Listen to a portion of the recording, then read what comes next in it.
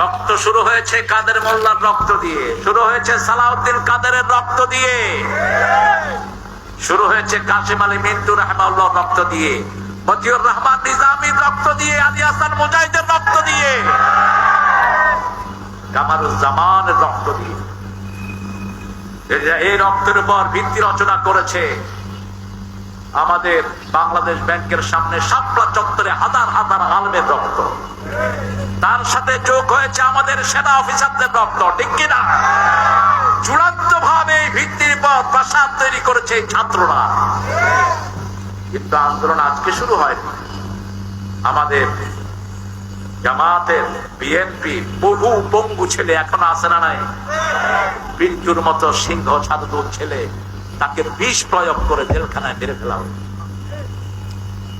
আমি চিন্তা পার্সোনালি 5 ওয়াক্ত নামাজি ছিল এই পিন্টু। চৌধুরী আলমকে কোথায় নিয়েছে তার কোন হদিস নাই। ইলিয়াস ভাই আমার 3 বছর সিনিয়র ছিলেন ঢাকা ভার্সিটি, অকুত ভয় মানুষ, কোথায় নিয়েছে হদিস নাই। হদিস আল্লাহ নেবেন, ঠিক কিনা? আমরা দোয়া করি আল্লাহ এদের শাহাদাতকে আপনি কবুল করেন। আরো জোরে বলেন আমিন। শহীদ হতে রাজি আছেন তো? রাজি আছেন তো? মুনাফিক হব না। ওই সময় যেগুলো ওদের থেকে সুবিধা নিয়েছে ওরকম আলেম হলেও মুনাফিক আলেম। আমরা প্রোগ্রাম করতে পারিনি, ঢাকা শহরে আমাদের কোনো প্রোগ্রাম করতে দেওয়া হয়নি, একটাও না।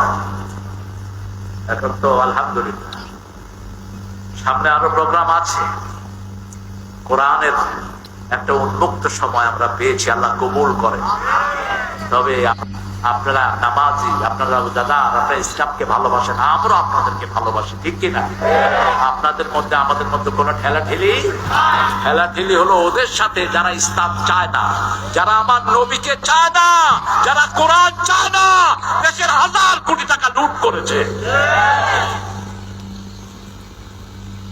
একজনকে সততার জন্য 3 বার পুরস্কার দেওয়া হয়েছে। শ্রমিক মন্ত্রী এত সব 3 বার পুরস্কার দিয়েছে। আল জাজিরা সাংবাদিকরা গিয়ে দেখে সর্বনাশ, মাত্র 8000 কোটি টাকা লুট করেছে। ওই সাংবাদিকরা তো দুষ্ট টাইপের, ঢুকে বলছে, hey sir, your shoe is very trendy man, তোমার জুতা তো খুব সুন্দর। জানোস কত দিয়ে কিনছি? মাত্র 8000 পাউন্ড, বাংলাদেশি 9 লাখ টাকা ওনার জুতার দাম। চামড়া খালানো হবে, ঠিক না বেটি? তোর বাপেও তো চোখে দেখে নেই এত টাকা। ওনার ড্রেসটা হলো 15 লাখ টাকার ড্রেস, আল্লাহ জানে জাইঙ্গার দাম কত ছিল।